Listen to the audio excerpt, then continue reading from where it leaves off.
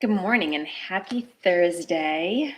Today, I'm working with the secret language of animals. And as I've mentioned before, this book is full of animals who are endangered or at risk. And so the animal we're working with today is red squirrel.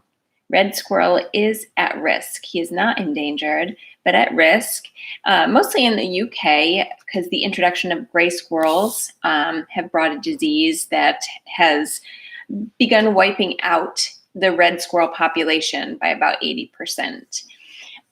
So bringing awareness to the ways in which our interference as humans have shifted and changed the dynamic of animal life, plant life, and the earth for not so good. And having the awareness brings us into a space where we can begin to make changes for good and working in harmony with all of nature. So even with that being said, in all of the ways that we show up in damaging and not working with the harmony of nature, nature still loves us, wants to help us, is always guiding us at every moment.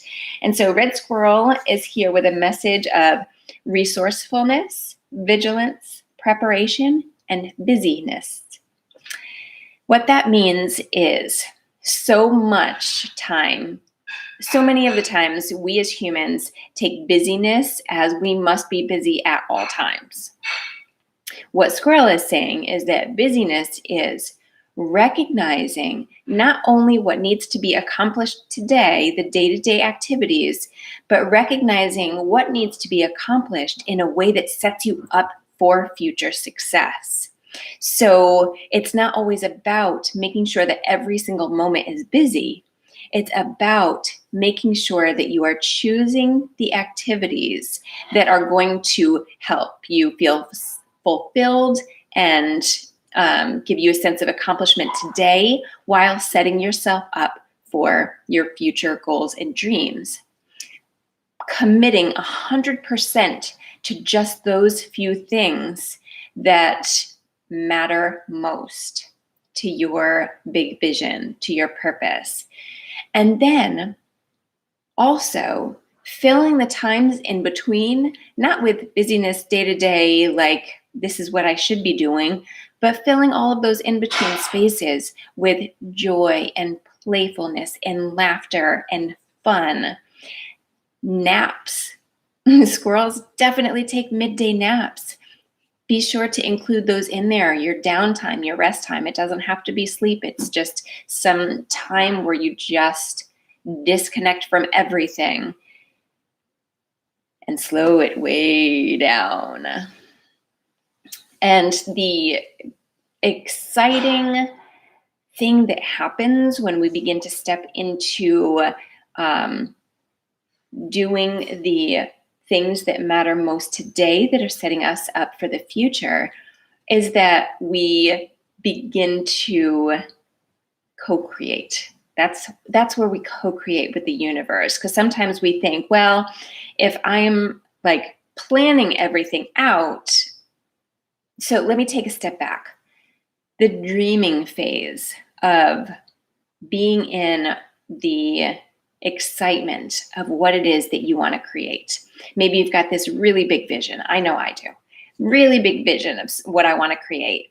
And I was just reminded recently to be sure to remain in the dreaming and scheming phase for as long as possible.